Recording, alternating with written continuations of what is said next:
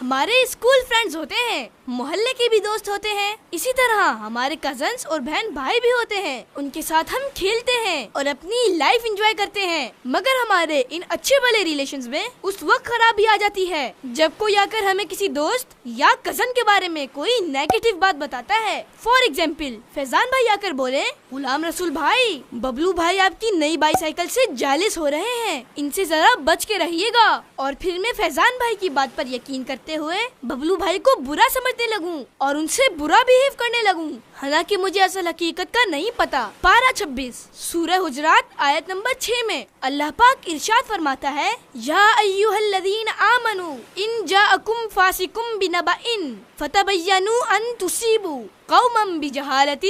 فتصبحوا علی ما فعلتم نادمین، جس کا ترجمہ ہے کہ اے ایمان والو، اگر کوئی فاسق تمہارے پاس کوئی خبر لائے تو تحقیق کر لو، کہیں کسی قوم کو انجانے میں تکلیف نہ دے بیٹھو، پھر اپنے کیے پر شرمندہ ہونا پڑے۔ یعنی اے ایمان والو، اگر کوئی فاسق تمہارے پاس کوئی خبر لائے جس میں کسی کی شکایت ہو تو صرف اس کی بات پر بلیو یعنی اعتماد نہ کرو، بلکہ تحقیق کر لو کہ وہ صحیح ہے یا نہیں، کیونکہ جو گناہ سے نہیں بچا وہ جھوٹ سے بھی نہ بچے گا۔ اور اگر حقیقت جانے بغیر کسی کو تکلیف دے دی اور بعد میں معلوم ہو کہ خبر غلط تھی تو پھر شرمندگی ہوگی۔ پیارے بچوں، اس آیت سے معلوم ہوا کہ دین اسلام ان کاموں سے روکتا ہے جن سے سوسائٹی کا امن خراب ہوتا ہے، اور وہ کام کرنے کا حکم دیتا ہے جن سے سوسائٹی میں امن و سکون آتا ہے۔ جیسا کہ بیان کی گئی آیت مبارکہ کے حکم پر اگر ہم عمل کریں تو ہمارے معاشرے میں امن آ سکتا ہے، کیونکہ ہمارے یہاں لڑائی جھگڑے ہوتے ہی اس وجہ سے ہیں کہ جب کسی کو کوئی اطلاع دی جاتی ہے تو وہ اس کی تصدیق نہیں کرتا، بلکہ فوراً غصے میں آ جاتا ہے اور وہ کام کر بیٹھتا ہے